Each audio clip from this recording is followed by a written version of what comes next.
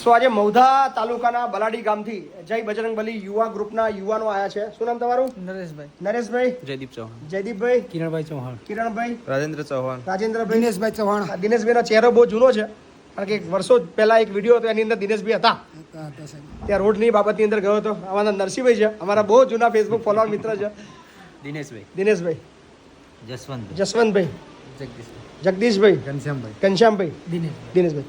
શું આ વિચાર શું આવ્યો તમને? અમારા ગ્રુપના માધ્યમથી તમારી વિડીયો જોઈને અમને એવું લાગ્યું કે આજે સંકુલમાં જઈને બાપુને જે પણ મળે ફૂલને તો ફૂલની પોખડી અમારા ગ્રુપના માધ્યમથી અમે ફૂલની પાકડી તરીકે 22,500 નું અમે જોરદાર બધા યુવાઓ જય બજરંગબલી યુવા ગ્રુપ બલાડી ગામના જ છે બધા. બલાડી સો એમના તરફથી 22,000 નો સહયોગ પ્રાપ્ત થયો છે. ખૂબ ખૂબ આભાર.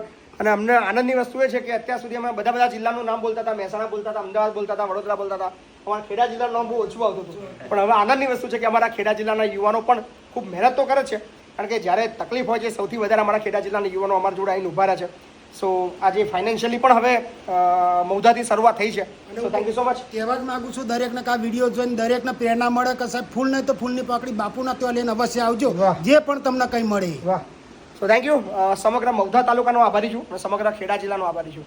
Thank you so much. ખૂબ ખૂબ આભાર.